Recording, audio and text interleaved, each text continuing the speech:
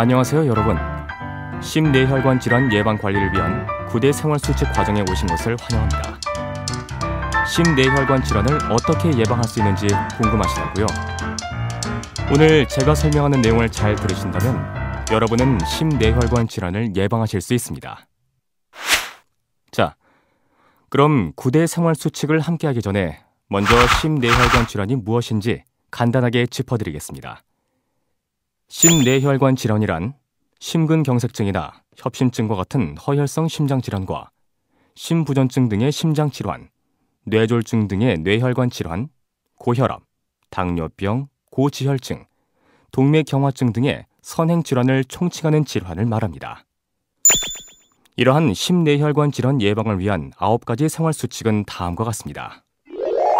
자, 그럼 지금부터 각 생활수칙에 대해 자세히 알아볼까요?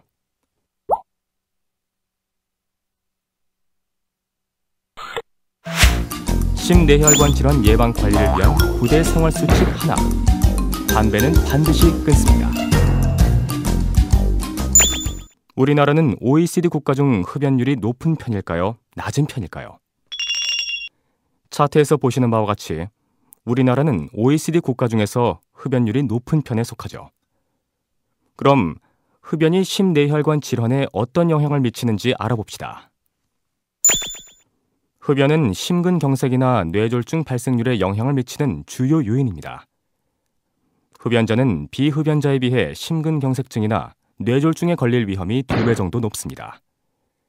간접 흡연 역시 심뇌혈관 질환 발생 위험을 증가시킵니다. 비흡연자가 흡연자와 같이 사는 경우 심혈관 질환은 1.3배, 뇌혈관 질환은 2배 이상 증가한다는 보고도 있습니다. 뿐만 아니라 담배를 피우는 당뇨병 환자는 비흡연자보다 합병증이 더 일찍 발생하게 됩니다. 따라서 금연은 필수적이라고 할 수 있죠. 금연을 하게 되면 신체 기능이 어떻게 달라지는지 살펴볼까요? 금연 후 12시간이 지나면 혈중 산소량 및 일산화탄소량이 정상화되고 72시간이 지날 경우엔 체내 니코틴이 대부분 소실이 된답니다. 또한 금연한 지 1년이 지나면 심근경색증이나 뇌졸중에 걸릴 위험이 절반으로 감소하게 되고 나아가 15년이 지나면 심근경색증의 위험이 비흡연자와 거의 동일하게 되죠. 자, 어떤가요? 여러분도 금연 계획을 세워 꼭 실천해 보도록 하세요. 심뇌혈관 질환 예방 관리를 위한 9대 생활수칙 2. 술은 하루에 한두 잔 이하로 줄입니다. 우리나라는 음주율도 해마다 꾸준히 증가하고 있으며 고위험 음주자의 비율 또한 매우 높답니다. 우리나라의 음주율은 어떠한지 그래프를 통해 살펴볼까요? 19세 이상의 성인을 대상으로 술을 마시지 않는 사람, 월 1회 미만, 월 1회, 주 1회, 거의 매일로 나누어서 측정한 결과 여자는 37.8%, 남자는 80%, 전체적으로는 61.1%의 사람이 고위험 음주자로 나타났습니다. 한두 잔의 술은 혈관이 좁아지거나 막혀서 생기는 허혈성 심뇌혈관 질환의 예방에 도움이 될 수도 있지만 과도한 음주는 부정맥과 심근증을 유발하는 원인이 될 뿐만 아니라 뇌졸중의 위험도를 증가시킨다고 합니다. 참, 청소년에게 술을 파는 것은 청소년보호법에 의해 금지되어 있다는 것 다 아시죠? 심뇌혈관 질환 예방 관리를 위한 9대 생활수칙 3. 음식은 싱겁게 골고루 먹고 채소와 생선을 충분히 섭취합니다. 우리나라 사람들의 음식 섭취 비율은 어떠할까요?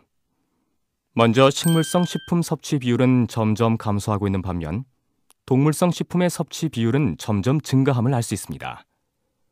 지방 섭취 비율 또한 적정 범위를 초과하는 인구가 증가하고 있죠.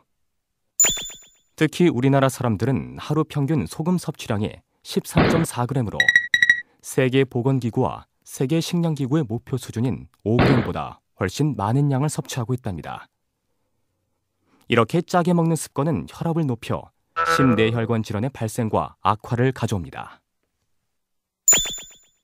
그렇다면 심뇌혈관 질환을 예방하기 위해서는 어떤 음식을 섭취하는 것이 좋을까요? 첫째, 채소를 충분히 섭취해야 합니다. 채소에는 비타민, 무기질, 섬유소, 각종 항산화 물질이 들어있기 때문이죠. 둘째, 기름진 음식을 피하고 채소류 및 해조류 등의 섬유소가 많은 식품을 충분히 섭취하면 혈중 콜레스테롤을 적정 수준으로 유지할 수 있습니다. 셋째, 등푸른 생선을 일주일에 2회 이상 섭취하는 것이 좋습니다. 왜냐하면 등푸른 생선은 오메가3 지방산을 함유하고 있어 혈중 중성지방을 낮추고 혈전 형성을 예방하는 등 심내혈관 질환의 위험을 줄여주기 때문이죠.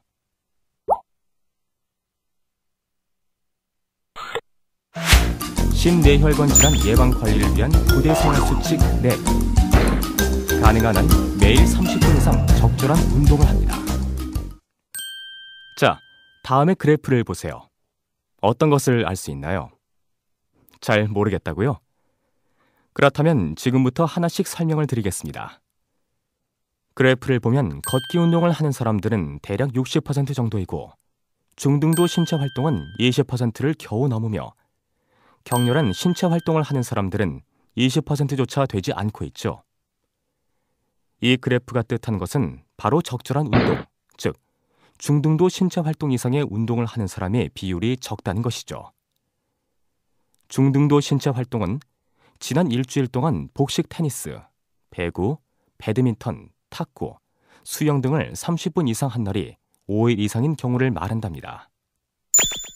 그렇다면 적절한 운동은 왜 중요할까요? 바로 혈압과 혈당을 낮추고 체중을 감소시켜 심내혈관 질환 관련 사망 위험을 줄여주기 때문이랍니다.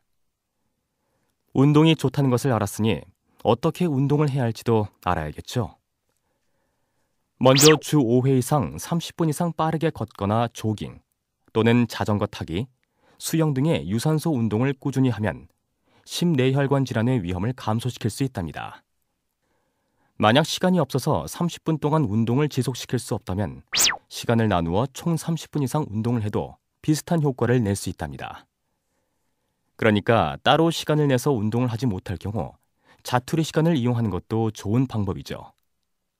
참, 운동을 할 때 특히 주의해야 할 분들이 있어요. 흡연이나 고혈압, 당뇨병, 고지혈증 등 심근경색증 및 뇌졸중의 위험 요인을 많이 가진 성인은 본인의 심장 기능에 무리가 되지 않는 수준에서 적절한 운동 계획을 세워 꾸준히 실천해야 합니다.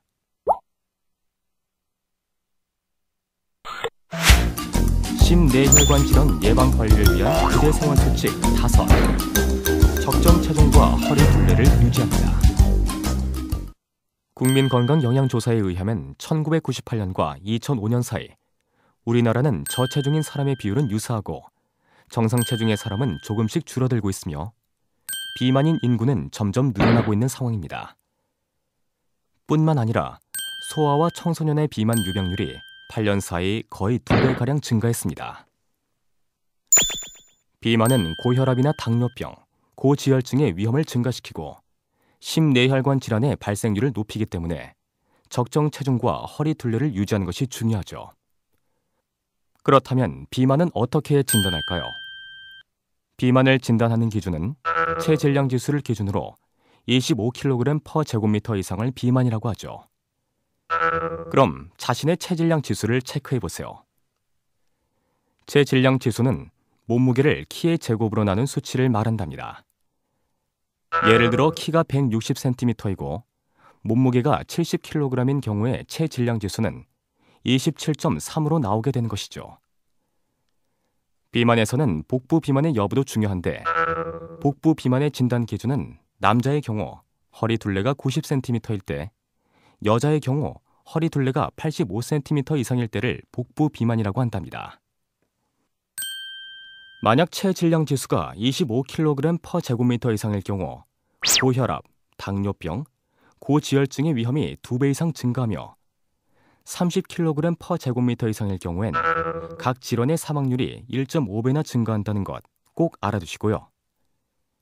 특히 소아 비만은 성인 비만으로 이어지기 쉽기 때문에 빠른 속도로 늘어가는 소아 비만에 대한 적극적인 대처가 필요하답니다.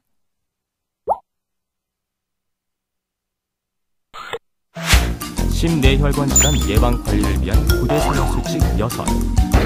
스트레스를 줄이고 즐거운 마음으로 생활한다. 여러분은 스트레스를 얼마나 느끼고 있나요? 국민건강영양조사에 따르면 3명 중 1명 이상이 스트레스를 많이 느끼고 있다고 답하였습니다. 특히 경쟁적이고 성취욕이 강하며 남에게 지기 싫어하는 성격을 가진 사람들은 그렇지 않은 사람보다 스트레스를 많이 받기 때문에 심혈관 질환에 걸릴 가능성이 더 높죠. 이렇게 스트레스를 받는 많은 사람들이 술이나 담배 등의 잘못된 방법으로 스트레스를 풀고 있는데 이는 좋지 않은 습관입니다. 스트레스는 혈압을 상승시키고 부정맥을 유발하며 동맥경화를 촉진하는 등 심뇌혈관 질환의 위험 요인입니다. 또한 앞서 말했듯 흡연이나 음주 등의 잘못된 습관으로 스트레스를 풀게 되면서 이 또한 심뇌혈관 질환을 유발시키는 위험 요인이 되기도 하죠. 뿐만 아니라 스트레스는 우울증으로 이어질 수 있으며 우울증은 흡연이나 신체 활동 감소, 비만 등과 관련되어 고혈압의 발생을 증가시키게 되죠. 따라서 긍정적인 마음가짐으로 생활하는 것이 심뇌혈관 질환 예방에 무엇보다 중요한 요소라고 할 수 있습니다.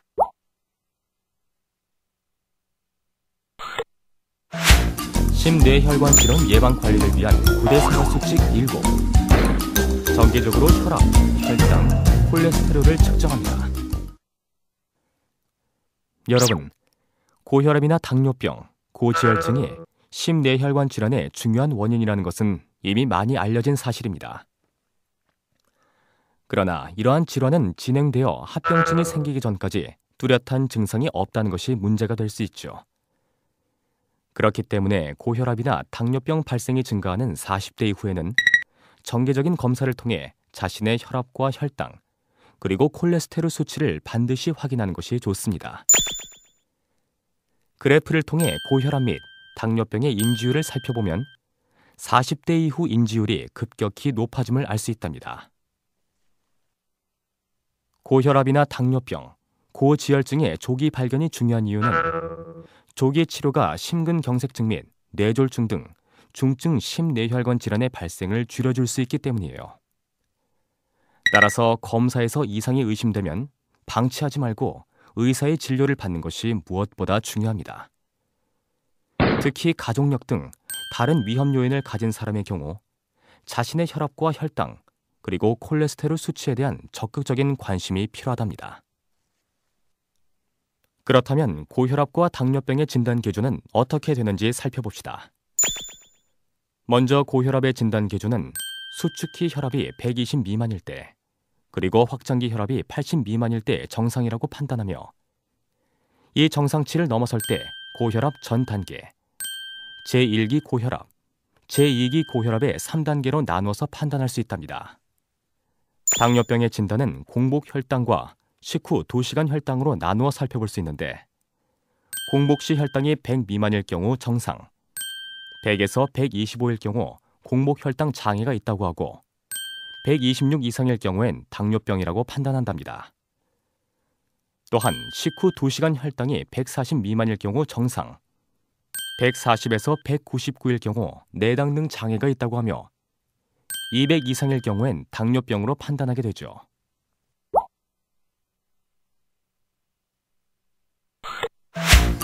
심뇌혈관 질환 예방 관리를 위한 9대 생활 수칙 8.